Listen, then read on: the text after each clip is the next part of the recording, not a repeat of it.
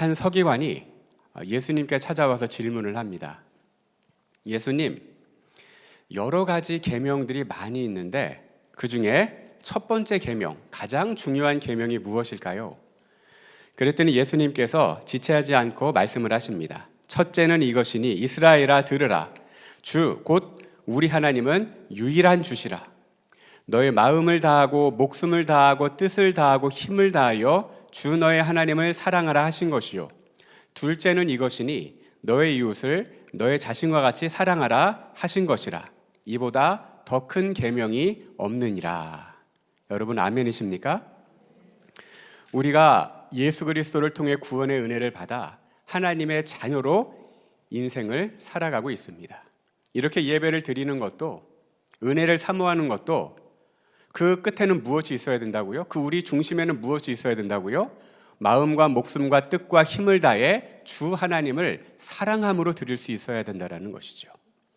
우리가 은혜를 사모하며 간절히 기도하고 하늘의 하나님께서 우리의 기도를 들으셔서 응답의 은혜를 주실 때에도 우리는 먼저 마음과 목숨과 뜻과 힘을 다해 주 하나님을 사랑하고 받은 은혜를 가지고 영혼들을 사랑함으로 헌신의 자리에까지 나아가야 된다라고 주 예수님은 말씀하신 것입니다.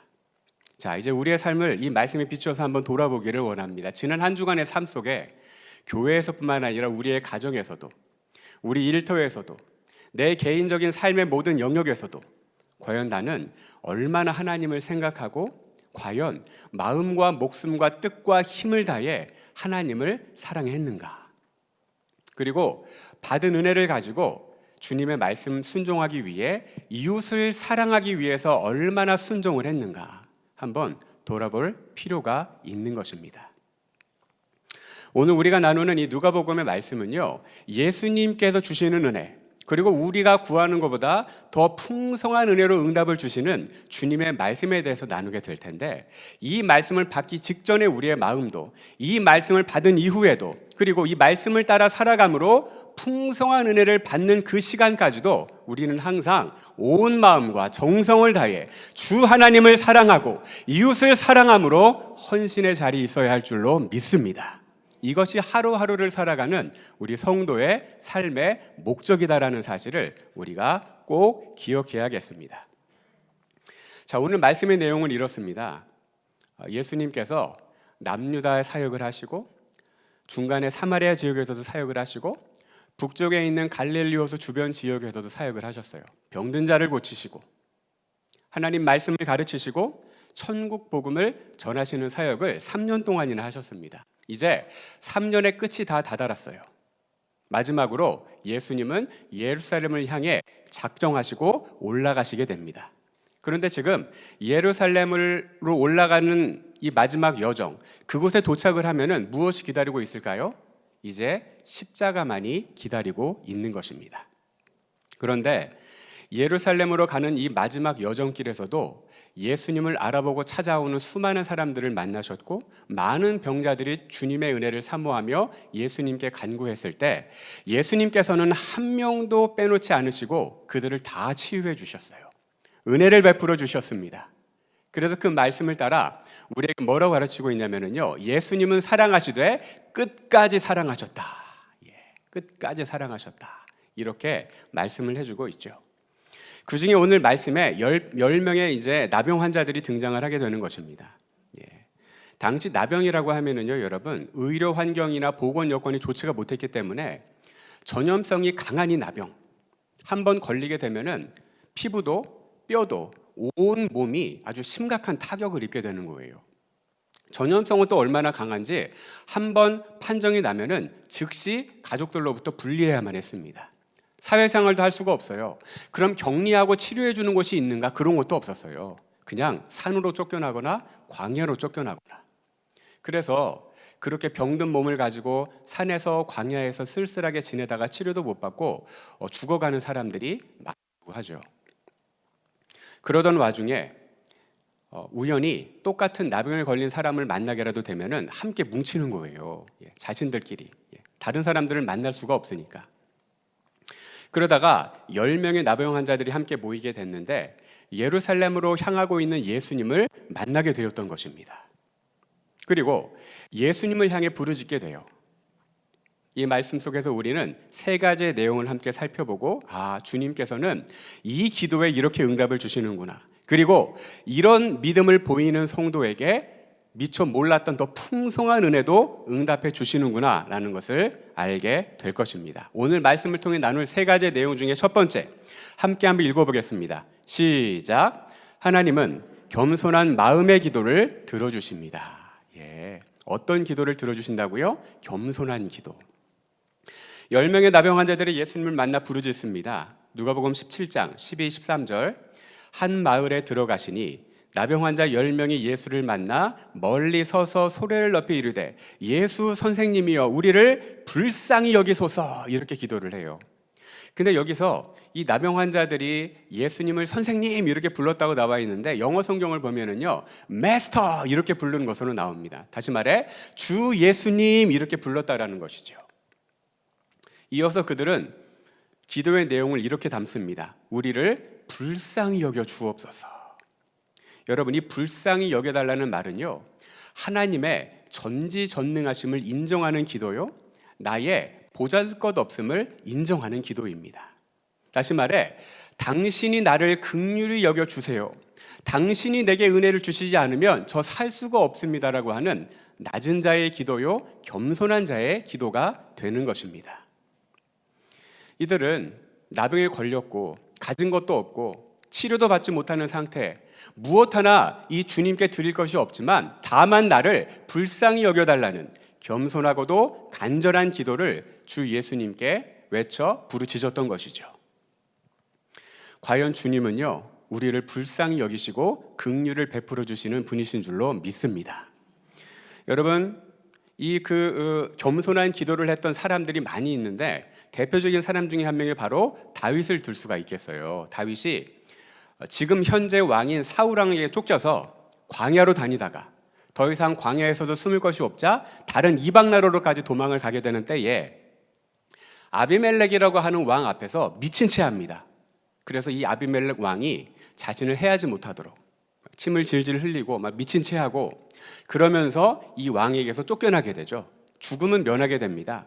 그러면서 지은 시가 이 다윗의 시편 34편이 되는데, 이때 다윗은 이렇게 간증을 하고 있어요. 시편 34편 6절 함께 한번 읽어볼까요? 시작.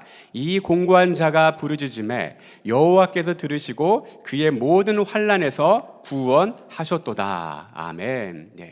자신이 어디 하나 도움을 얻을 것 없을 때 전지전능하신 하나님을 인정하고 나의 낮음을 고백하며 오직 하나님의 은혜를 바라며 이 공고한 자가 겸손한 마음으로 간구했더니 하늘의 하나님께서 모든 환난에서 나를 구원하시는 은혜를 주셨다라고 간증을 남겼던 것입니다.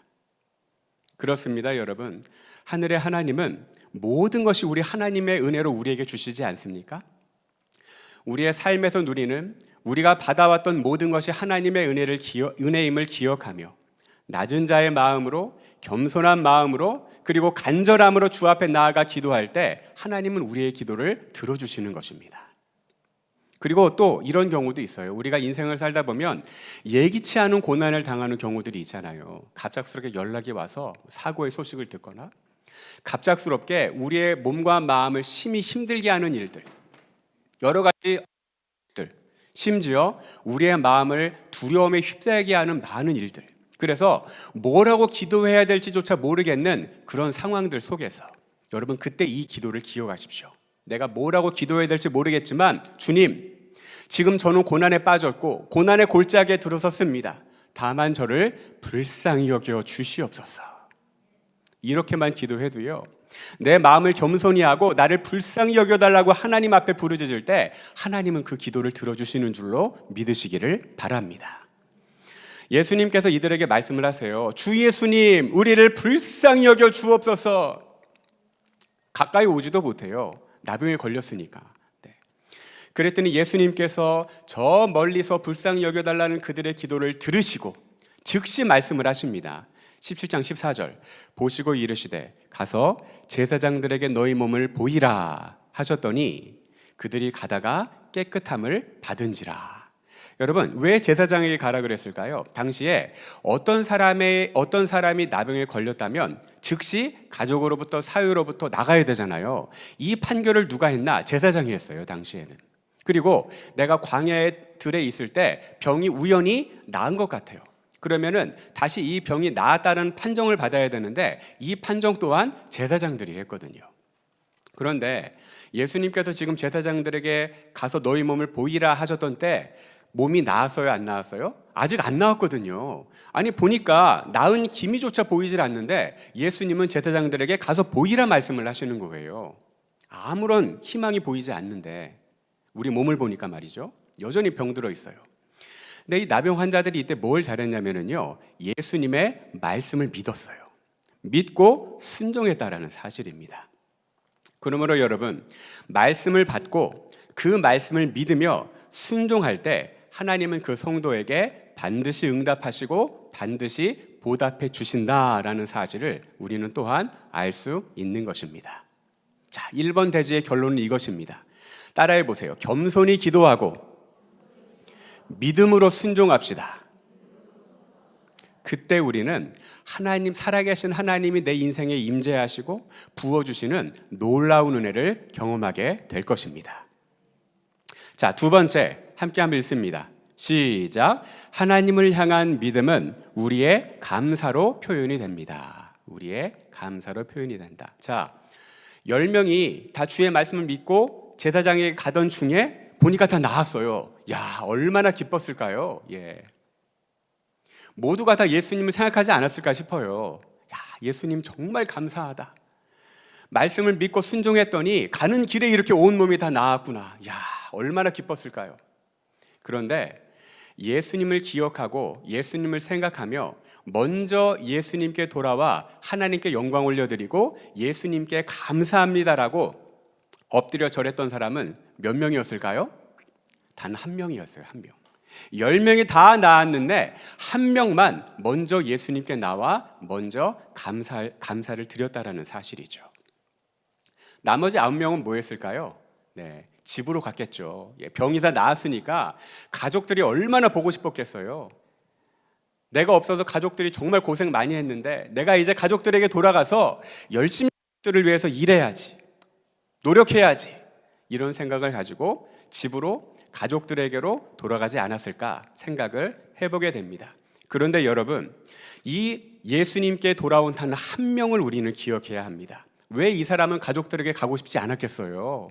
아내도 보고 싶고 자식들도 보고 싶고 나 때문에 너무너무 고생했을 이 사람들을 위해서 빨리 만나고 싶지 않겠어요? 빨리 이 기쁜 소식을 전하고 싶지 않았겠어요? 그러나 이 사람은 가족들이 그렇게 보고 싶었지만 먼저 예수님께 나와 해야 할 일을 마땅히 행했던 것입니다. 돌아와서 뭐라 그랬을까요? 15절부터 제가 한번 읽어볼게요. 네. 그 중에 한 사람이 자기가 낳은 것을 보고 큰 소리로 하나님께 영광을 돌리며 돌아와 예수의 발 아래 엎드려 감사하니 그는 사마리아 사람이라. 예수님께 돌아와 큰 소리로 하나님께 영광을 올려드리고 예수의 발 아래 엎드려 예수님 정말 감사합니다, 이렇게 주께 감사와 영광을 올려드렸다라는 것이죠. 사랑하는 여러분, 하나님을 향한 우리의 믿음은요, 얼마만큼 그리고 어느 때에 주 앞에 감사하느냐에 달려있다라는 것을 우리는 기억해야 합니다. 그리고 감사하는 것도요, 타이밍이에요. 타이밍. 먼저 감사할 줄 아는 성도, 하나님은 이 사람을 먼저 돌아보아 주신다라는 것을 우리는 기억해야 하는 것입니다. 가끔 우리 인생에는요, 겨울과 같은 매서운 추위와 같은 그런 고난의 시간을 보낼 때가 있습니다. 그런데 이 문제가 해결될 것 같은 소망이 단 하나라도 보이지 않을 때라도 하나님을 믿음으로, 이 믿음의 고백을 감사로 하나님께 올려드릴 때 하나님은요, 이 사람의 감사를 이 사람의 믿음으로 보신다라는 사실을 우리는 잊지 말아야 하는 것입니다. 하나님, 지금 내가 고난 가운데 있지만 여전히 나와 함께 하심을 믿고 감사합니다. 지금 문제가 해결될 기미가 하나도 보이지 않지만 결국에는 선한 목자 되신 하나님, 나와 함께 하신 하나님께서 앞으로 은혜 주실 줄 믿고 감사합니다. 하나님의 선하신 뜻이 지금 이 고난의 시간을 통해 그리고 이후에도 온전히 이루어질 줄로 믿고 감사합니다. 이렇게 여러분 감사로 선포할 때 하나님은 이 사람의 믿음으로 보시고 놀랍게 역사해 주신다라는 사실을 기억해야 하는 것이죠. 그래서 시편 50편 23절 아삽의 시라고 나와 있는데 이것이 이제 그 당시 이스라엘 백성들 사이에서 찬양으로 만들어져서 하나님께 올려드렸던 찬양이죠. 자, 앞에 뭐라고 기록이 되어져 있는가? 50편 23절 함께 읽습니다. 시작. 감사로 제사를 드리는 자가 나를 영화롭게 하나니.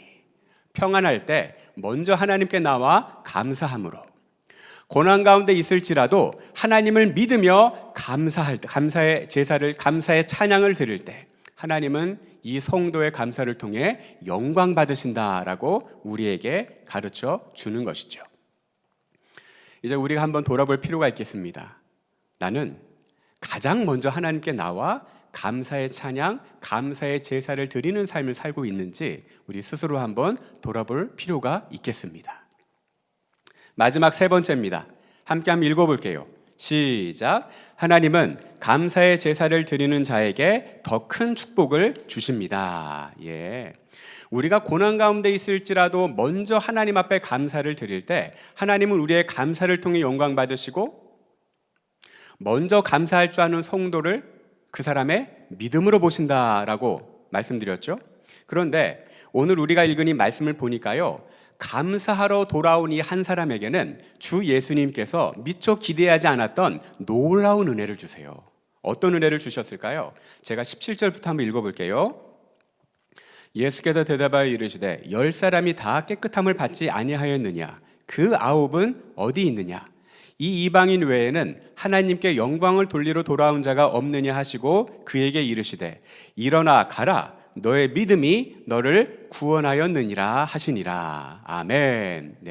이 사람은요, 몸이 다 깨끗해지고 나았음을 인해서 너무너무 감사함으로 예수님께 나와 먼저 감사를 드렸는데 당연히 할 일을 했다고 생각을 했겠죠. 그런데 예수님께서는요, 미처 이 사람이 기대하지 않았던 가장 존귀한 은혜를 부어주셨어요. 어떤 은혜죠? 영혼 구원의 은혜, 영생의 은혜를 이 사람에게만 부어주셨던 것입니다. 그 전에 말씀을 하세요. 9명 어디 갔니? 10명이 다 나았는데 9명 어디 갔니? 그 9명을 찾으셨던 이유는 무엇일까요?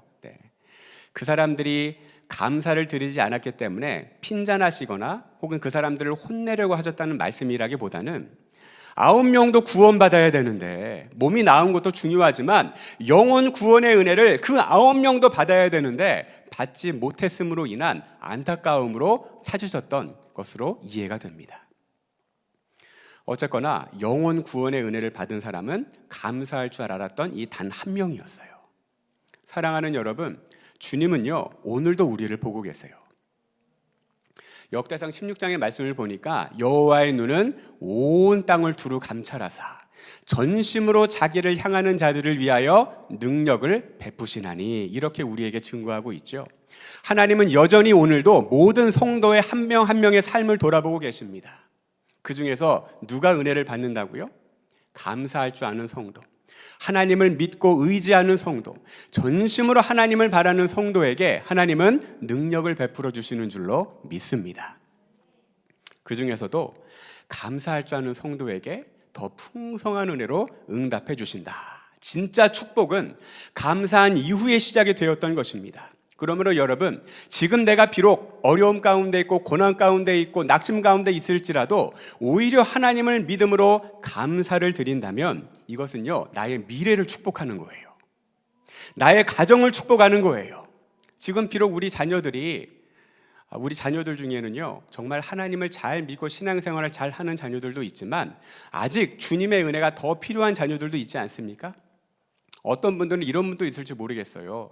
우리 애들만 생각하면 너무 가슴이 아프고 하나님을 믿지도 않고 기도할 줄도 모르고 교회 와서 예배를 드릴 줄도 모르는 우리 자녀들. 그러나 여러분, 이때 기억해야 될 것이 말씀이에요. 하나님, 이 자녀들을 우리에게 주셔서 감사합니다. 지금은 비록 하나님을 모르고 믿지도 않지만 하나님께서 은혜를 주실 줄 믿고 기도합니다. 감사합니다 하나님. 이렇게 감사로 우리의 자녀들을 올려드린다면 이것이 곧 우리 자녀들의 미래를 축복하는 것이다 라는 것을 우리는 기억해야겠습니다. 그래서 아까 전에 읽었던 시편 50편 23절의 말씀, 감사로 제사를 드리는 자가 나를 영화롭게 하나니까지 읽었죠. 그 이후에 말씀이 더 있습니다. 함께 한번 읽어볼게요. 그의 행위를 옳게 하는 자에게 내가 하나님의 구원을 보이리라. 아멘. 하나님께서는 우리의 감사의 찬양, 감사의 기도, 감사의 제사를 받으실 뿐만 아니라 감사할 줄 아는 자에게 하나님께서는 구원을 주시고 은혜를 주시고 응답을 주신다라고 약속해 주시는 것이죠. 이 약속의 말씀이 저와 여러분 모두에게 응답되고 이루어지기를 예수님의 이름으로 축복합니다. 여러분, 마지막으로 이 간증을 함께 좀 나누고 마칠까 합니다. 어떤 집사님께서 글로 기록해 놓으신 것을 제가 읽은 적이 있는데요. 우리 집사님에게는 딸이 하나가 있었대요. 딸이 어렸을 때는 그렇게 예뻤던 아이인데 사춘기에 접어들면서 집으로부터 마음이 떠나버렸나 봐요. 밖에서 친구들하고만 어울리고 밖에서 이렇게 다니다가 급기야는 가출하는 일들도 많아졌대요. 근데 가출을 하더라도 하루나 이틀이면 집으로 돌아오곤 했는데 고등학교 3학년이 되었을 때 집에서 크게 엄마 아빠랑 다투고 집을 나가버렸는데 며칠이 지나도 연락이 없더라는 거예요. 여러분, 아들이 집을 나가도 너무 걱정이 될 텐데 하물며 딸이 집을 나가서 며칠 동안 연락도 안 되고 돌아오질 않으니 이 엄마가 얼마나 걱정이 됐겠어요. 근데 이 집사님이 기도하는 분이었어요. 응답의 은혜도 많이 경험했던 분이었던 것 같아요. 하나님 앞에 기도를 했죠. 하나님, 딸에게 은혜를 내려주시고 지켜주시고 빨리 집으로 좀 돌아오게 해주세요. 그렇게 한 주가 지나고 두 주가 지났어요. 열심히 날마다 기도했지만 아무런 소식을 들을 수가 없었어요. 원망이 막 올라오기 시작하는 거예요. 그렇게 기도를 했는데 하나님, 왜 은혜를 안 주시나요? 왜 제 딸은 집으로 돌아오지 않는 건가요? 원망이 막 나와서 입으로 막 원망하는 말을 기도할 때 쏟아내기 시작을 했답니다. 그러다가 금요일이 되었고 금요 철야 기도에 참석을 하게 되었어요. 그때도 딸을 위해 너무 간절하니까 기도를 하려고 그러는데 아까 나부터 시작됐던 이 원망이 계속해서 나오더라는 거예요. 막 원망을 쏟아냈죠. 하나님, 저한테 도대체 왜 이러세요? 내 딸은 언제 돌아오는 거예요? 그러다가 앞에서 선포되어지는 말씀을 따라 이분이 은혜를 크게 받았어요. 내가 하나님께 마땅히 해야 될 말을 하지 않고 하지 말아야 될 얘기를 계속 했구나. 자신이 원망했던 것을 깊이 회개했답니다. 하나님, 제가 잘못했습니다. 내 딸이기 이전에 하나님의 딸인데 마치 내 소유인 것처럼 했던 것도 회개하고 감사할 줄 모르고 오히려 원망을 뱉었던 저의 입술을 회개합니다. 하나님 앞에 회개하고 감사의 기도를 드리기 시작했답니다. 하나님, 이 딸을 주셔서 감사합니다. 지금 비록 이 딸이 저와 함께하고 있지는 않지만 하나님께서 이 딸이 어디인 줄 아시고 하나님께서 함께 하실 줄로 믿고 감사합니다.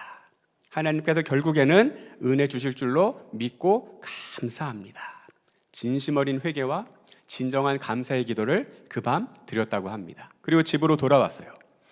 이틀 후에 주일이 되었죠. 딸이 집으로 돌아왔다고 그래요. 얼마나 반가웠는지 밥을 차려줬더니 밥을 막 먹더래요. 다 먹은 다음에 물어봤대요. 그동안 어디서 뭐 했니? 그랬더니 주저주저 하던 딸이 얘기를 하더랍니다. 엄마, 사실은 내가 가져갔던 돈 다 써버리고 돈이 떨어지니까 나이트클럽에 가서 서빙하는 알바를 했다는 거예요. 서빙하는 알바. 그렇게 며칠을 하고 몸과 마음이 피곤해가지고 아이고 나 어떻게 살아야 되나 고민하고 있을 때 금요일 저녁이 딱 되었는데, 금요일 저녁 하면 여러분 세상에서는 왜 불금이라 그러잖아요. 불타는 금요일 해가지고 술집이나 뭐 클럽 같은데 뭐 사람들이 엄청나게 몰려든다고 해요. 저는 안 가봐서 잘 모르겠어요, 여러분. 네, 그렇다고 합니다. 예. 그날도 사람들이 많이 오니까 이 서빙을 하면서 굉장히 바쁘게 그날 밤을 막 보내고 있는데 갑자기 저 뒤에 있는 클럽 문이 딱 열리면서 이 클럽 분위기하고는 전혀 맞지 않는 어떤 한 남자가 딱 들어오더니 자신하고 눈이 딱 마주쳤대요. 그러더니 다른 것도 안 쳐다보고 그 남자가 자기에게 성큼성큼 다가오더니 귀에다 대고 이런 얘기를 하더래요. 자매님, 예수님께서 자매님을 정말 사랑하신답니다. 클럽에서 음악이 막 시끄러운 그 와중에서 처음 보는 남자가 갑자기 자기에게 찾아와가지고 자매님, 예수님이 자매님을 정말 사랑하신대요. 이 말 한마디 하고서는 나가버리더라는 거예요. 너무 당황했던 이 딸이 이후 정신을 차리고 쫓아나가 봤대요. 저기 걸어가고 있는 그 남자를 찾아가가지고 저기요, 누구신데 저한테 그런 얘기를 하세요? 그랬더니 남자가 딱 돌아보고선 얘기를 하더래요. 사실은 저 요 옆에 있는 교회 다니는 사람인데 가서 열심히 기도하고 은혜 받고 돌아오던 길에 함께 하시는 하나님이 자신한테 감동을 줬다는 거예요. 저 문 열고 들어가서 제일 먼저 보이는 그 사람을 찾아가서 내가 그 사람을 얼마나 사랑하시는지 전하고 나와라. 그래서 그 감동을 받고서는 딱 봤더니 클럽 문이 보였고, 클럽 문을 딱 열었더니 당신이 보여서 주님께서 주시는 말씀을 전하고 나왔을 뿐이에요. 이렇게 얘기를 하더라는 겁니다. 이 얘기를 들은 이 딸은 마음에 큰 충격을 받았대요. 예수님, 나를 안 버리셨구나. 예수님, 나를 여전히 사랑하시는구나 라는 것을 깨닫고 일터를 정리하고 집을 정리하고 이틀 후에 집으로 돌아오게 됐대요. 그랬더니 이 얘기를 들은 엄마가 물어봤대요. 아니, 그날이 언제였어? 이틀 전 금요일 밤. 가만히 생각해보니까, 이 집사님 생각해보니까 그날 무슨 일이 있었어요? 원망했던 자신의 죄를 회개하고 오히려 하나님 앞에 감사의 기도를 드렸던 바로 그 시간이었다라는 것을 알게 되었던 것입니다. 사랑하는 여러분, 앞서 나누었습니다만 어려운 중에 있을지라도, 고난 중에 있을지라도, 아직 기도 응답이 없는 와중일지라도 하나님 앞에 감사의 제사를 올려드릴 때 이것은 곧 하나님께 영광을 올려드리는 참된 길이요, 우리의 미래를 축복하는 길인 줄로 믿으시기를 바랍니다. 은혜가 눈앞에 있어요. 응답이 눈앞에 있습니다. 감사함으로 선포할 때 그 응답과 은혜는 오늘 내 것이 될 것입니다. 이 약속의 말씀이 이루어지는 저와 여러분 모두가 될 수 있기를 예수님의 이름으로 축복합니다.